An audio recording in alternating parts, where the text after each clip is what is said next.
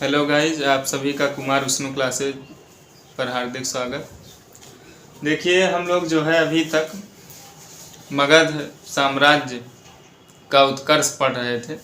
तो उसके अंतर्गत हमने दो वंशों की बात की थी, हर्यक वंश, शिशुनाग वंश और नंद वंश। तीन वंशों की बात की थी। तो जिसमें हमने अभी हर्यक वंशों को बताया था। हर्यक वंश में तीन शासक हुए।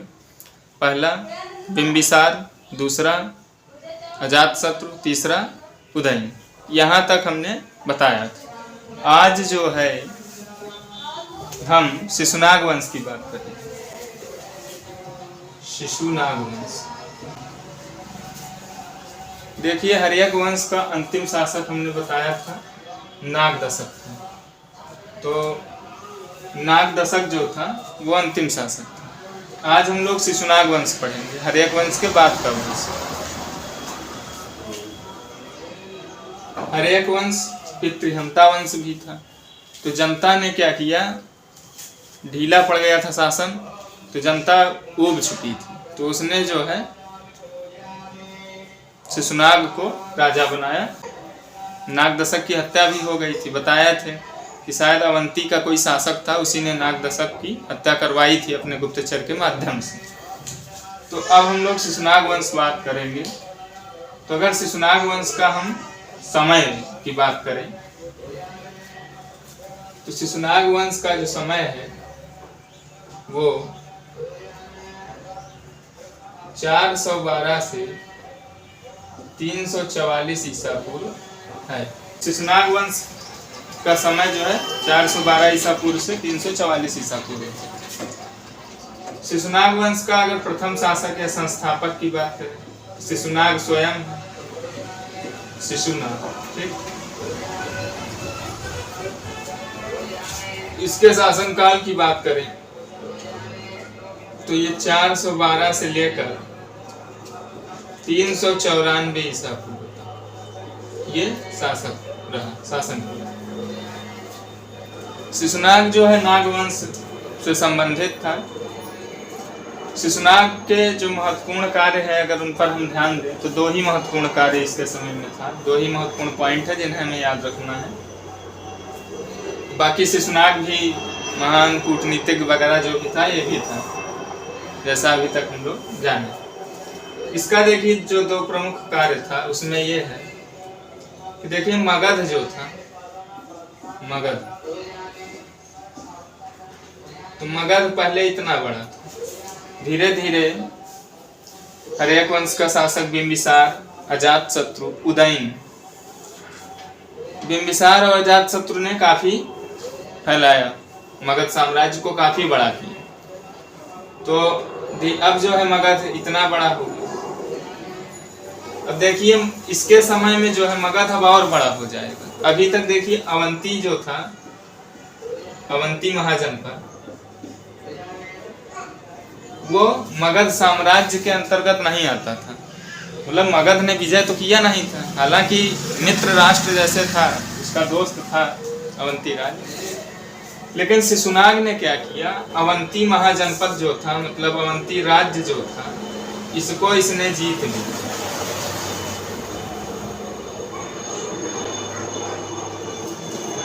अवंती राज्य को जीत लिया और मगध साम्राज्य में मिला लिया। फिर दूसरा इसने क्या किया, देखिए जो हर्यक वंश का तीसरा महत्वपूर्ण शासक की बात हुई थी वो उदयन थे। उदयन या उदयन। तो ये जो उदयन था, इसने गंगा और सोम नदी के तट पर पाटलिपुत्र नामक नगर की स्थापना किया था। गंगा एवं सोन नदी के तट पर।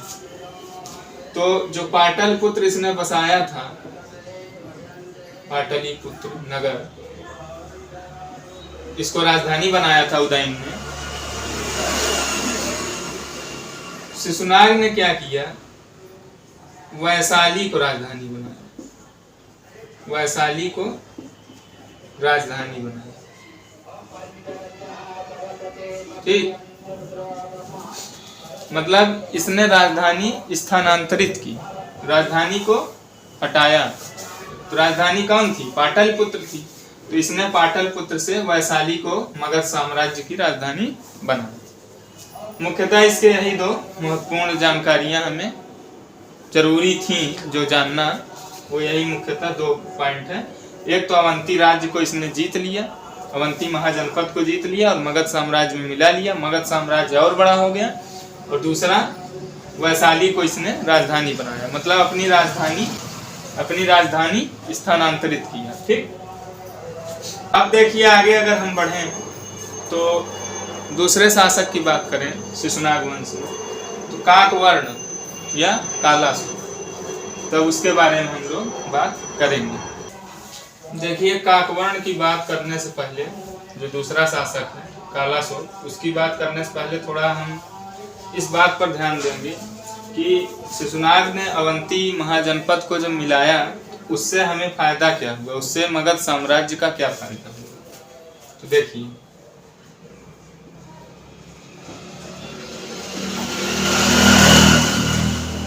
अवंती महाजनपद मगध,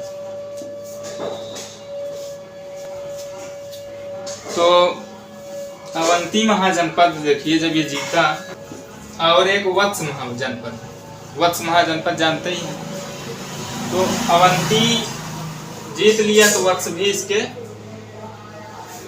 साम्राज्य में आ गया, वत्स को भी जीत लिया। क्यों? क्योंकि अवंती का अधीन था वत्स महाजनपद। अवंती को जीतने से आर्थिक लाभ बहुत हुआ। आर्थिक लाभ कैसे हुआ ये देखते हैं। गुजरात में भड़ौच एक जगह है, ठीक, तो एक व्यापारिक रास्ता जाता था मगध से, जैसे यहाँ से हुआ तो वत्स महाजनपद, फिर अवंती होते हुए जो है भड़ौच, गुजरात।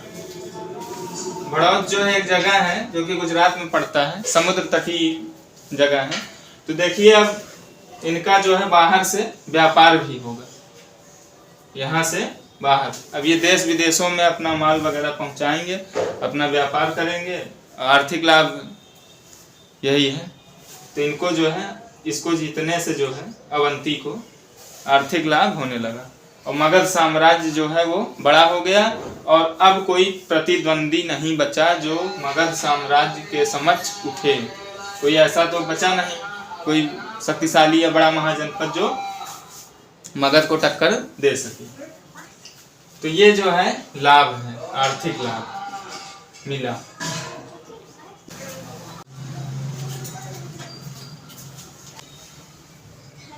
दूसरा शासक शिशुनाग वंश में जो हुआ, शिशुनाग वंश का दूसरा शासक कालाशोक।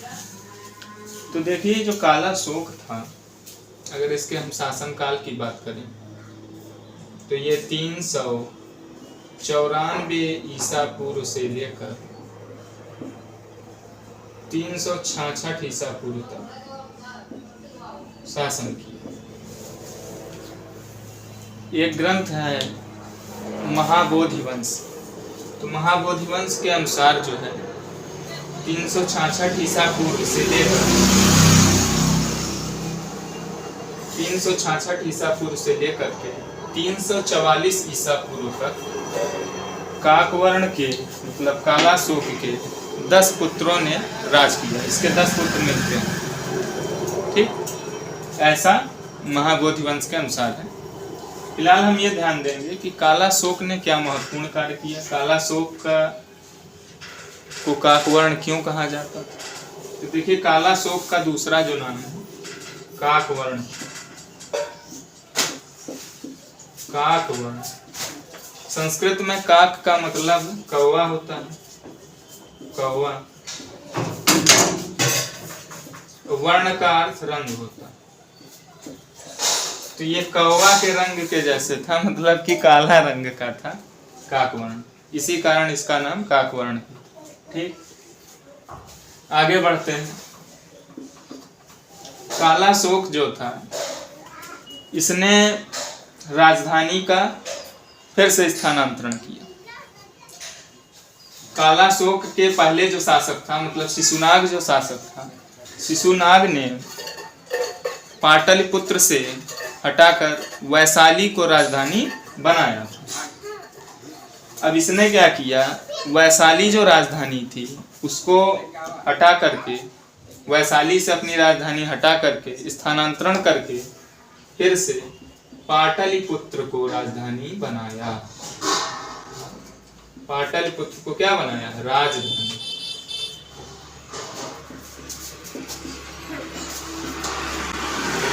इसने पाटलिपुत्र को राजधानी बनाया।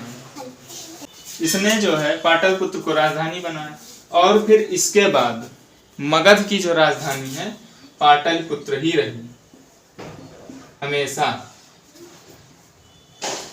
इसके बाद जो है राजधानी का स्थानांतरण नहीं हुआ। और देखिए कालाशोक के समय में क्या महत्वपूर्ण हुआ। द्वितीय बौद्ध संगीति, सेकेंड बुद्धिस्ट काउंसिल, द्वितीय बौद्ध संगीति, द्वितीय बौद्ध संगीति का आयोजन हुआ। ठीक, इंग्लिश में इसको बोलेंगे सेकेंड, चाहे इसे लिख लीजिए चाहे इसे, second Buddhist council, Buddhist council. तो द्वितीय बौद्ध संगीति का आयोजन हुआ कब, कालाशोक के समय। इस बौद्ध संगीति के आयोजन में हुआ क्या, बौद्ध धर्म दो भागों में बंटा। बौद्ध धर्म में दो भाग हो गए, स्थाविर, स्थावर, स्थाविर या स्थावर, दूसरा महासांघिक, महासांघिक। अब ध्यान देंगे स्थाविर कौन थे। स्थाविर वे थे जो बौद्ध धर्म के जो उपदेश थे, मतलब महात्मा बुद्ध के जो उपदेश थे उसको परंपरा अनुसार पालन करते थे। परंपरा अनुसार मतलब ये कि जैसे हमारे पहले पालन में होता था वैसे अब भी करेंगे, ऐसे समझते हैं। परंपरा अनुसार क्या होता है, जैसे मान लीजिए ये बालक है, तो जैसे एक परंपरा बनी है कि मान लीजिए ये कास्ट में अगर आ जाए, कास्टिज्म जैसे अगर बात करें, तो जैसे मान लीजिए ये ब्राह्मण है और ये बालक है, लड़का है, ब्राह्मण है, तो इसका विवाह ब्राह्मण में ही होगा, ये एक परंपरा है।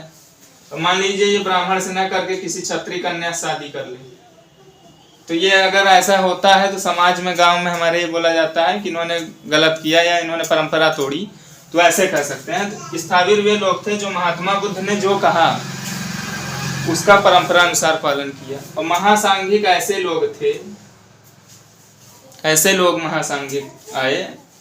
महासांघिक उनको बोला जाता है जो कुछ नया बदलाव किए। जो बौद्ध धर्म का सिद्धांत था, उपदेश था जो गौतम बुद्ध के, उसमें कुछ नवीनीकरण लाए। तो जो कुछ नवीनीकरण लाए तो महासांघिक, और जो सेम टू सेम पालन करते रहे, परंपरा अनुसार पालन करते रहे, वो स्थाविर कहलाए। द्वितीय बौद्ध संगीति का आयोजन कालाशोक के समय में हुआ था। अब कब हुआ था द्वितीय बौद्ध संगीति का आयोजन, तो 383 ईसा पूर्व में, 383 ईसा पूर्व में। प्रथम बौद्ध संगीति का आयोजन 483 में। उसके ठीक 100 साल बाद 383 ईसा पूर्व में द्वितीय बौद्ध संगीति का आयोजन हुआ। कालाशोक के समय में हुआ। राजा अध्यक्ष कौन था, ये भी जानकारी होनी चाहिए। तो द्वितीय बौद्ध संगीति का अध्यक्ष जो है तो वो थे सप्तकामी। सप्तकामी, कहीं कहीं सब्बकामी मिलता है, तो यही अध्यक्ष थे द्वितीय बौद्ध संगीति। इसका आयोजन कहाँ हुआ था, कहाँ पर हुआ था, तो वैशाली में हुआ। कहाँ पर था, वैशाली में। द्वितीय बौद्ध संगीति का आयोजन वैशाली में हुआ। द्वितीय बौद्ध संगीति जो थी, सेकंड बुद्ध काउंसिल, इसका आयोजन वैशाली में हुआ था। एक क्वेश्चन पूछ सकता है कि वैशाली में किस जगह पर आयोजन हुआ था? तो बालूका राम विहार, बालूका राम विहार। प्रथम बौद्ध संगीति राजगृह की सप्तपर्णी गुफा में हुआ था। दूसरी बौद्ध संगीति बालूका राम विहार वैशाली में हुआ था। तो कालाशोक के समय में यही दो महत्वपूर्ण कार्य हैं। सबसे पहला, इसने अपनी पाटलिपुत्र को पुनः राजधानी बनाया। दूसरा, द्वितीय बौद्ध संगीति का आयोजन हुआ। सेकंड बुद्धिस्ट काउंसिल हुई 383 ईसा पूर्व में, 383 BC। ठीक, और इसके समय में हुआ क्या? द्वितीय बौद्ध संगीति में हुआ क्या? तो बौद्ध धर्म जो है वो दो भागों में विभेद हो गया। बौद्ध धर्म में विभेदीकरण हो गया, विभेद। ठीक, पहला स्थाविर, दूसरा महासांघिक। स्थाविर वे हैं जो परंपरागत रूप से पालन करते हैं बौद्ध धर्म के सिद्धांत को, गौतम बुद्ध की बातों को जो परंपरा अनुसार पालन करते हैं वो स्थाविर कहलाए। और जिन्होंने कुछ नया किया, कुछ बदलाव लाए, वो महासांघिक कहलाए। अध्यक्ष जो है सप्तकामी थे द्वितीय बौद्ध संगीति के। हुई कहाँ पर थी स्थान? तो वैशाली में। वैशाली में किस जगह? बालूका राम विहार में। यहाँ तक बात क्लियर हो।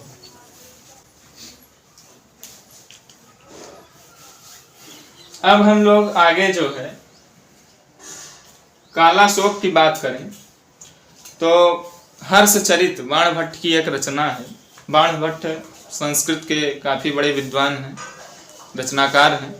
तो बाणभट्ट जो हैं उनकी हर्षचरित के अनुसार हमें यह जानकारी मिलती है कि ये जो कालाशोक था इसकी हत्या कर दी किसी ने छुरा भोंक कर। छुरा उस समय, जैसे छुरा देखिए चलता आ रहा है, हर एक वंश से सब छुरा ही भोंक के एक दूसरे को मार रहे हैं, तो छुरा भोंक करके हत्या कर दी। तो उनके जो हर्षचरित के विवरण के अनुसार हमें यह जानकारी मिलती है कि जो छुरा भोंका था वो कोई और नहीं, वो नंद वंश का प्रथम शासक जो है महापदम नंद ही था, ऐसा जानकारी मिलता है। तो आगे अब हम लोग जो है शिशुनाग वंश में जो भी महत्वपूर्ण जानकारी थी, यही दो महत्वपूर्ण शासक थे, पहला शिशुनाग, दूसरा कालाशोक। तो जो भी महत्वपूर्ण जानकारी थी उसकी हम लोगों ने चर्चा कर ली। अब आगे हम लोग नंद वंश की बात करेंगे। नंद वंश, नंद वंश में भी दो महत्वपूर्ण शासक, पहला महापदम नंद, दूसरा धननंद या धनानंद। देखिए हम लोग शिशुनाग वंश के बाद अब नंद वंश की बात करेंगे। नंद वंश,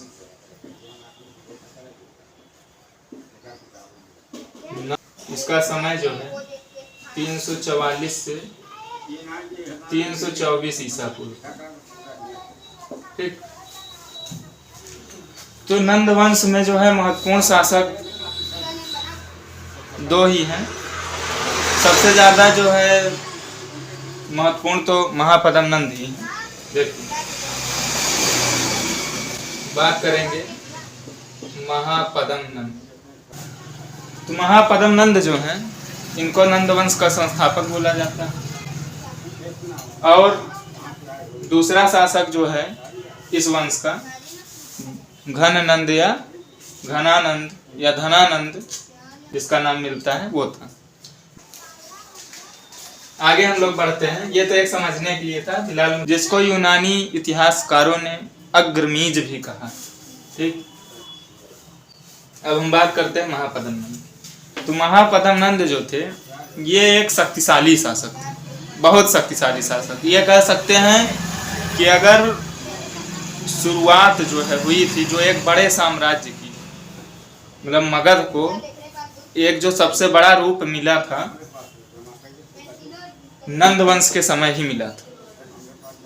बाकी आगे मौर्य वंश में तो मगध साम्राज्य बहुत बड़ा हो गया, भारत को एक सूत्र के में बांधा गया। लेकिन अगर उसके पहले हम बात करें तो महापदम नंद के समय जो है, जो नंद वंश का साम्राज्य था, जो इनका साम्राज्य था, इन्होंने अपने साम्राज्य को काफी बड़ा किया।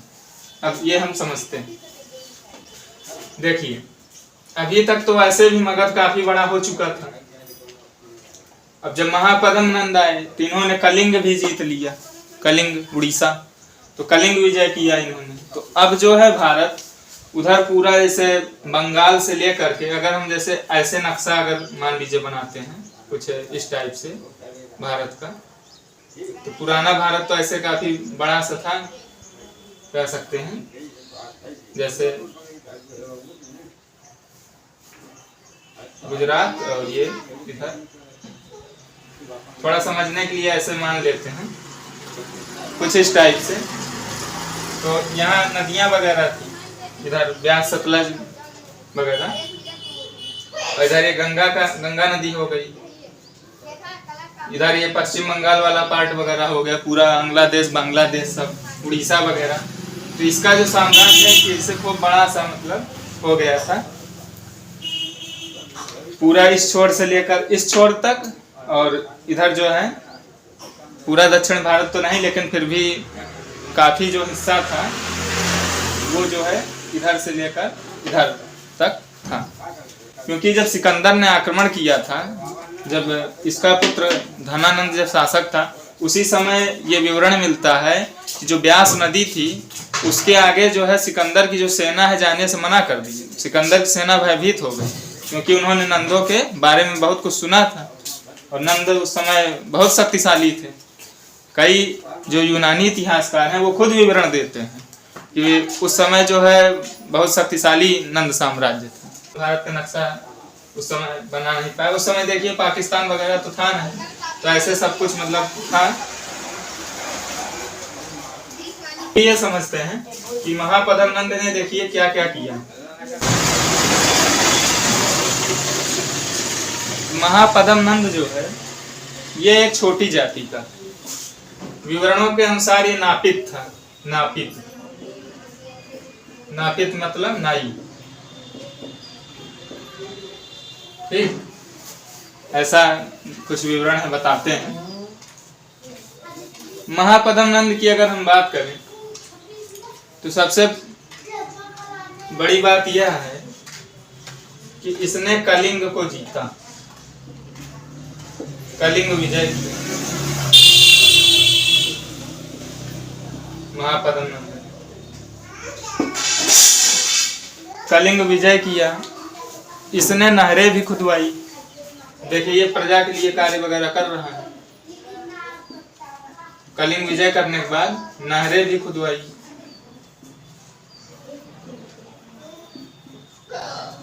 ठीक, ये कलिंग नरेश खारवेल सुने होंगे।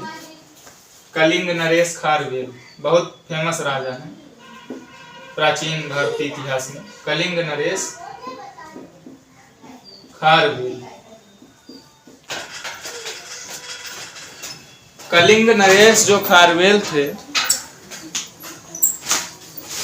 इनके एक अभिलेख मिलता है। कलिंग नरेश खारवेल का एक अभिलेख मिलता है, हाथी गुम्फा अभिलेख। कौन सा अभिलेख? हाथी गुम्फा अभिलेख।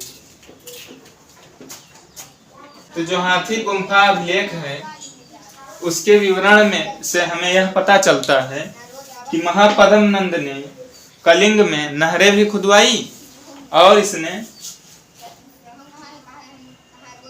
जिनसेन की प्रतिमा, जिनसेन की प्रतिमा जो थी उसको कलिंग से उठा लाया और कहाँ पे रखा? पाटलिपुत्र में। पाटलिपुत्र में लाके रखा जिनसेन की प्रतिमा, मतलब मगध में रखा। ठीक, इसने नहरें खुदवाई। कलिंग नरेश खारवेल का जो हाथी गुम्फा अभिलेख है उसी से हमें यह विवरण प्राप्त होता है। और ये बहुत प्रसिद्ध राजा थे, कलिंग राज खारवेल सुने होंगे। कलिंग राज खारवेल जो है, इसने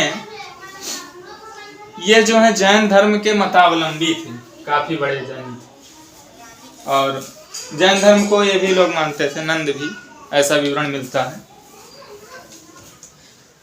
जिनसेन की प्रतिमा पाटलिपुत्र में लाया। संस्कृत भाषा के महान व्याकरणाचार्य हैं, प्रथम व्याकरणाचार्य हैं पाणिनि जो है इनके मित्र थे, महापदम नंद के मित्र थे पाणिनि, महान व्याकरणाचार्य पाणिनि। पाणिनि जो है इनकी एक रचना है अष्टाध्यायी। अष्टाध्यायी, अष्टाध्यायी पाणिनि की रचना है। इसी अष्टाध्यायी पर वार्तिक लिखा कात्यायन ने, और पतंजलि ने भाष्य भी लिखा है। महान व्याकरणाचार्य पाणिनि जो थे ये महापदम नंद के मित्र, और जिनसेन की जैन प्रतिमा, जिनसेन की जैन प्रतिमा, जैन प्रतिमा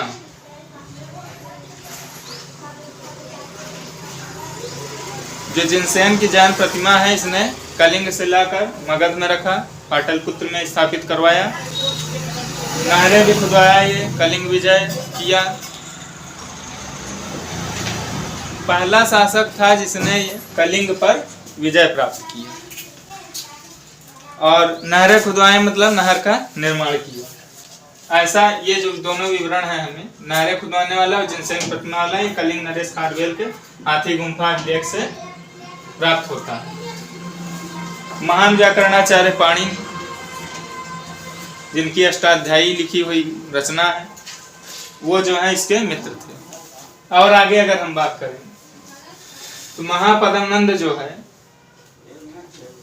एक शक्तिशाली सम्राट हो गया। इसका साम्राज्य काफी बड़ा हो गया, क्योंकि कलिंग भी विजय प्राप्त कर लिया, और मगध वैसे भी बड़ा था, अब और बड़ा हो गया। आगे बढ़ते हैं। उपाधि की अगर हम बात करें तो एक राट पुराणों में महापदम नंद को एक राट, एक छत्र सम्राट कहा गया। इसके अतिरिक्त छत्रांतक भी उपाधि मिलती है। छत्रांतक, छत्रांतक मतलब क्षत्रियों का अंत करने वाला, क्षत्रियों के घोर शत्रु थे, ऐसा कह सकते हैं। एक राट, एक छत्र, ये सब उपाधि है।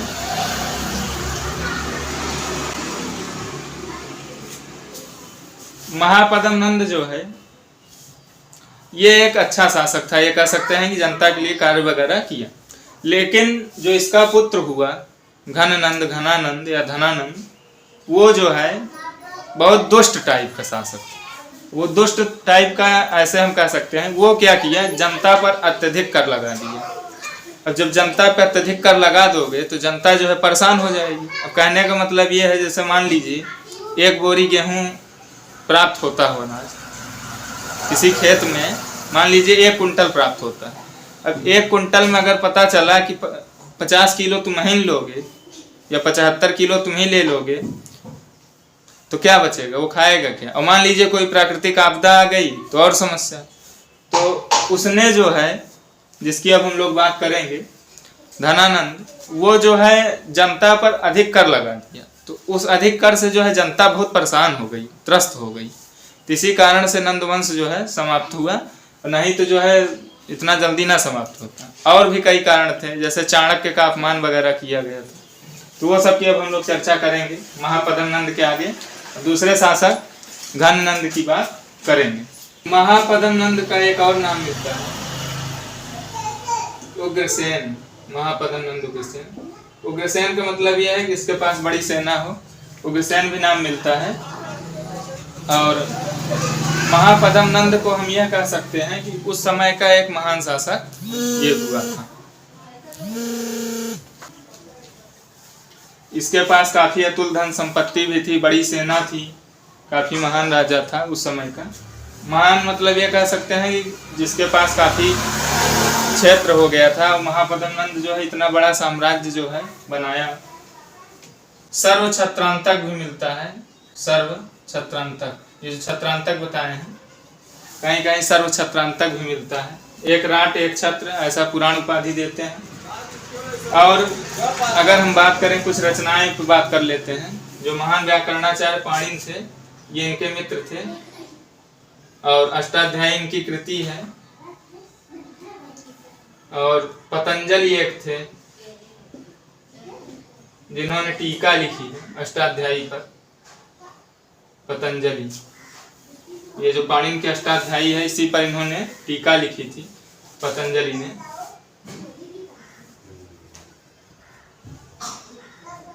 महाभाष्य नाम है, महाभाष्य, इसीलिए इनको भाष्यकार भी बोला जाता है। ये क्वेश्चन आ जाता है कहीं कहीं कि पतंजलि ने क्या लिखा था अष्टाध्यायी पर, तो महाभाष्य लिखा। ठीक, अब हम आगे बढ़ते हैं, घन नंद की बात करते हैं। नंद वंश में दूसरे शासक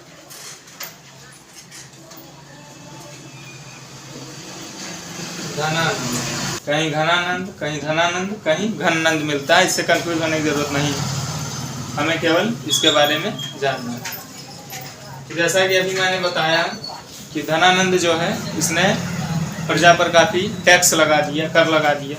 ज़्यादा कर लगने की वजह से प्रजा इससे परेशान हो गई और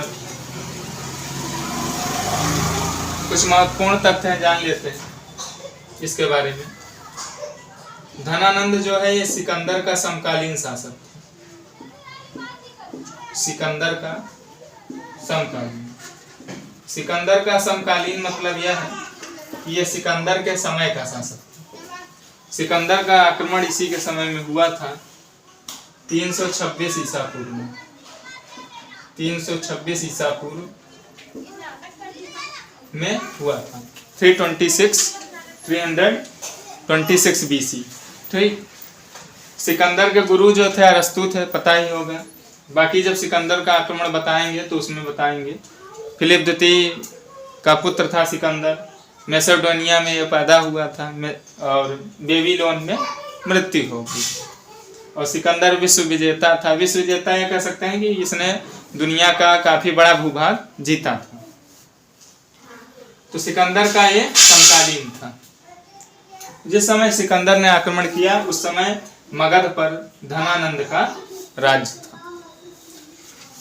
हालांकि भारत जो है बटा हुआ था उस समय भी। जैसे जो सिकंदर है इसका सामना पोरस से हुआ था, जिसको हाइडे स्पीड, झेलम का युद्ध, वितस्ता का युद्ध कहा जाता है। ठीक, आगे बढ़ते हैं। जेनोफेना, जेनोफेना एक यूनानी लेखक है। तो जेनोफेना जो है इसने धनानंद को बहुत धनाढ्य व्यक्ति बताया है। इसका एक विवरण मिलता है, एक इसकी पुस्तक है उसके अनुसार। ठीक, और ये बहुत धनाढ्य था भी। धनानंद अपार धन संपदा थी। कहते हैं कि गंगा की तलहटी में एक गुफा में इसने 80 करोड़, ऐसा है कि गंगा की तलहटी में एक गुफा में इसने 80 करोड़ स्वर्ण मुद्राएं रखी थी। बहुत धन लोलुप था, धन का ये कह सकते हैं धन का लालची बहुत था ये धनानंद। तो 326 ईसा पूर्व में सिकंदर का आक्रमण हुआ था और ये सिकंदर का समकालीन शासक। सेनापति, सेनापति की बात करें तो धनानंद का सेनापति भद्रसाल था। ठीक, भद्रसाल। यूनानी लेखक जो हैं धनानंद को अग्रमीज नाम से संबोधित करते हैं। अग्रमीज, अग्रमीज का अर्थ होता है उग्रसेन का पुत्र। उग्रसेन का पुत्र, तो उग्रसेन किसको बोलते थे? महापद्म नंद। तो ये उग्रसेन का पुत्र था धनानंद, अग्रमीज कहते हैं। धनानंद का साम्राज्य जो है इधर व्यास नदी पड़ती थी, इधर साइड।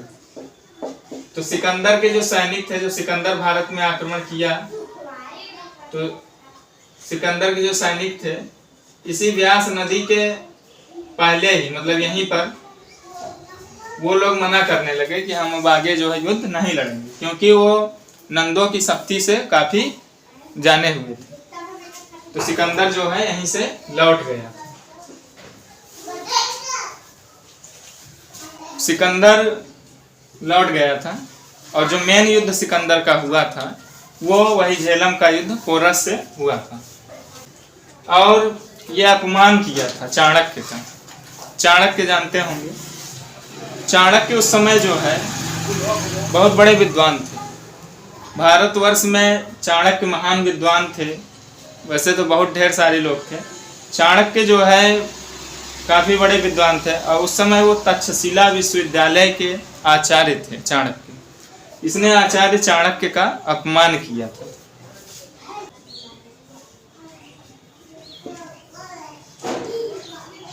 आचार्य चाणक्य का अपमान उन्होंने किया था, तो आचार्य चाणक्य ने जो है प्रतिज्ञा ली थी कि जब तक मैं अपने अपमान का बदला नहीं ले लेता तब तक मैं अपनी शिखा नहीं बांधूंगा। और चाणक्य ने ही जो है चंद्रगुप्त को, चाणक्य की सहायता से ही जो चंद्रगुप्त मौर्य था उसने इसको मार करके मौर्य वंश की स्थापना की थी। देखिए एक स्टोरी है, चाणक्य का जब अपमान कर दिया धनानंद ने, तो चाणक्य जो है जा रहे थे, तो पाटलिपुत्र में ही थे, तो वहीं पर जो है एक बालक दिखा। वो बालक जो है राजकिलम खेल खेल रहा था, ऐसे समझिए। ये एक बड़ा सा पत्थर था, इस पे बैठा था चंद्रगुप्त मौर्य, सीएम मतलब चंद्रगुप्त मौर्य, और बच्चे थे। तो राजकिलम खेल खेल रहा था। ये जो बच्चे थे ये जो है चंद्रगुप्त मौर्य से जो है न्याय मांगने आते थे, जैसे तो ये जो है चंद्रगुप्त मौर्य जो है न्याय दिया करता था।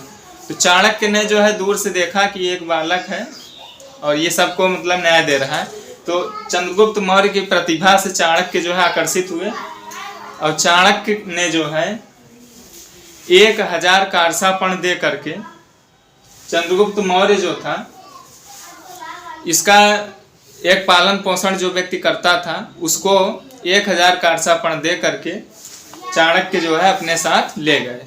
कहाँ? तक्षशिला। तो ये तक्षशिला विश्वविद्यालय में आचार्य थे चाणक्य, वहीं पर उसको शिक्षा वगैरह दिए और फिर बाद में वही चंद्रगुप्त मौर्य काफ़ी बड़ा बना और युद्ध को जीता। धनानंद से होने वाले युद्ध में उसकी विजय हुई और उसने मौर्य वंश की स्थापना की। चाणक्य नीति बहुत प्रसिद्ध पुस्तक है, आचार्य चाणक्य जो हैं इन्हीं की पुस्तक है। चाणक्य को और अन्य नाम है, तो चाणक्य का जो अन्य नाम है विष्णुगुप्त मिलता है, कौटिल्य मिलता है, ये सब चाणक्य के नाम है। तो धनानंद जो था इसने चाणक्य का अपमान किया। वर्ष, उपवर्ष, कात्यायन, ये सब जो महान विद्वान थे ये सब नंद वंश के ही समय के थे, नंदकालीन ही विद्वान थे।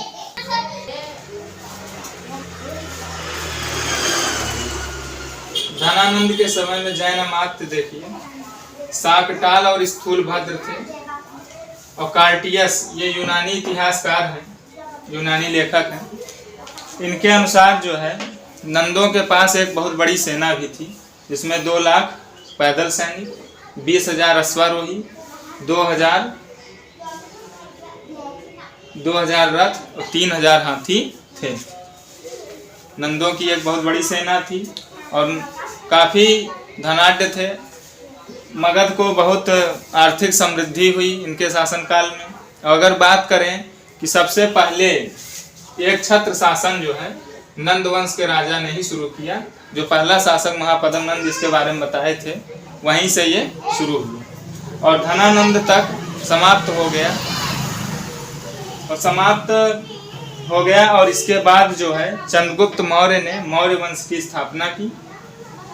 जो भी महत्वपूर्ण कुछ जानकारियां थी उसे हमने देख ली। बाकी इसे जो है कई विदेशी इतिहासकार धनानंद को काफ़ी धनाढ्य व्यक्ति बताते हैं और ये साइबेरिया से स्वर्ण मंगाते थे।